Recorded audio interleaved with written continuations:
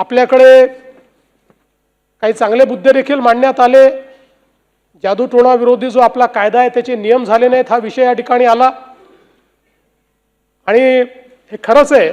मी त्याची माहिती घेतली असता त्याचे नियम हे अंतिम टप्प्यामध्ये आहेत।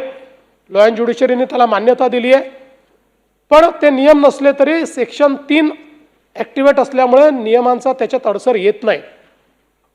पण या कायद्याची अंमलबजावणी आपण ताकदीने केलेली आहे।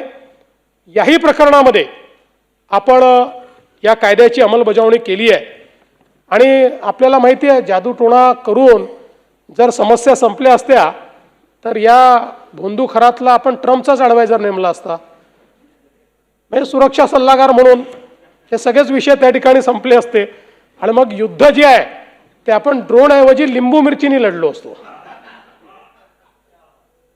आणि मग पाकिस्तानच्या दहशतवाद्यांना इथे बसूनच आपण टाचण्याने संपवून टाकलं असतं आणि मग सीमेवर सैनिक पाठवण्याची आवश्यकता नसती पडली। 5-10 भोंदूबाबा पाठवले असते आणि आपली सीमा ही एकदम त्या ठिकाणी नीट झाली असते। आणि सगळ्यात महत्त्वाचं आपल्याला अशी जी प्रचारसभाच घ्याव्या लागल्या नसत्या,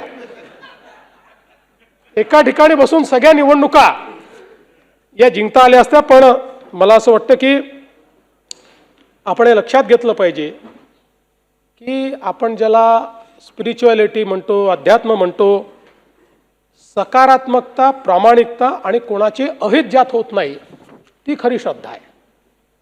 ज्यात दुसऱ्याचं अहित होतं ही कधी श्रद्धा असू शकत नाही, ती अंधश्रद्धा आहे आणि याच्या विरुद्ध निश्चितपणे मोठ्या कडक पद्धतीनं राज्य सरकार कारवाई करेल। मी काल आपल्याला निवेदन केलं त्यानंतरही माहिती खूप आली आहे आणि अजून प्रॉपर्टीजचे डिटेल निघतायत, वेगवेगळे कांड बाहेर निघतायत।